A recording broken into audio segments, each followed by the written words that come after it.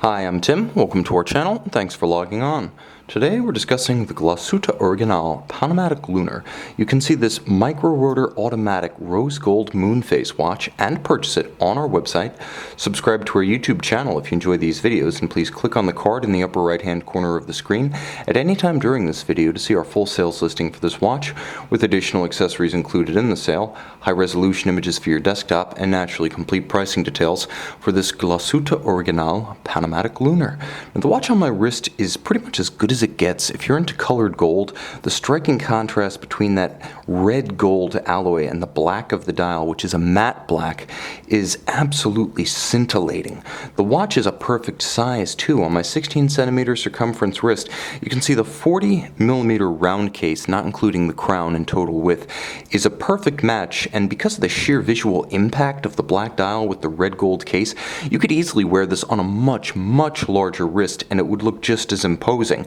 But if you do have a smaller wrist, and this is a happy coincidence of the compact proportions of the lugs, this is an easy watch to wear. Though it's a 40 millimeter case, it's only 47 millimeters from lug to lug, and the lugs are stubby and sharply downturned. It's also a slim watch at 13 millimeters thick, in large part due to the micro rotor, with a generously sloped and stepped bezel. This is a watch that will slide underneath not just a suit jacket, but also the dress cuff or shirt sleeve beneath.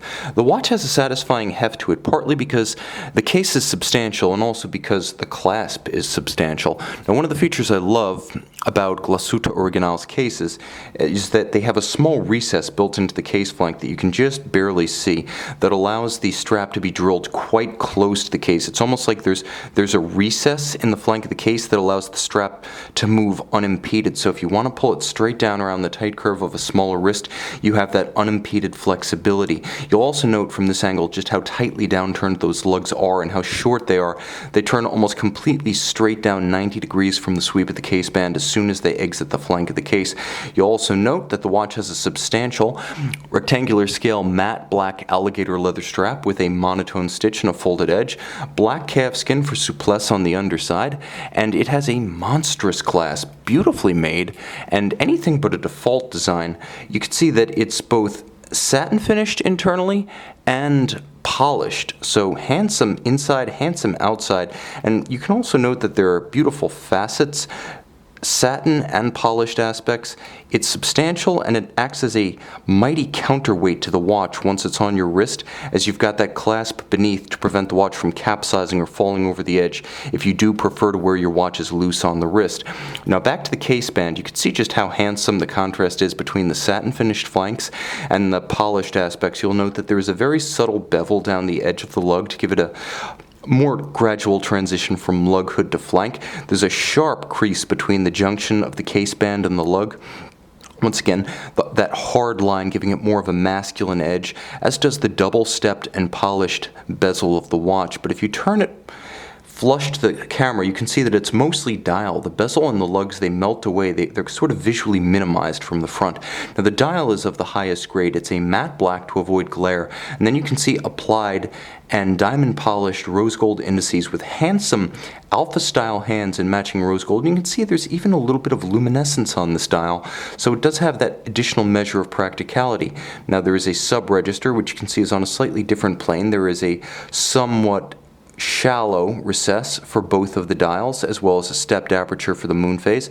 Now, when you pull the crown, you do hack the movement, so you can synchronize to a reference time, and the watch does feature a quick set functionality, so you can rapidly cycle the panorama datum or the outsized date. Of course, there is a handsome moonphase, which is adjusted using a pusher adjuster on the flank, and then you turn the watch over and you realize it actually gets better.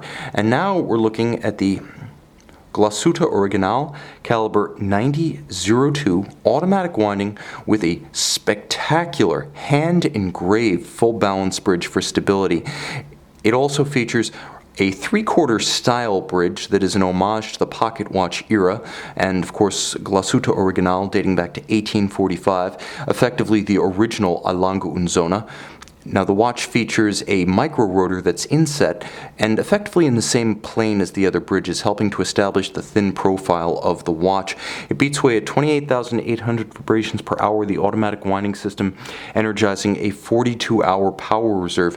And you can see everything about the watch, from the engineering with the micro rotor automatic to the finishing with the double spiral reduction wheel, the beautiful Glashutte stripes, and the kiln-fired, heat-oxidized blued screws make this a watch that is a treat to the senses on both sides. Handsome, versatile, and like I said, if you like colored gold, and I do, a dark dial brings out the best in the material, creating a sensational visual pop. This watch is aesthetically and mechanically superb. A handsome piece redolent of the land in which it was created.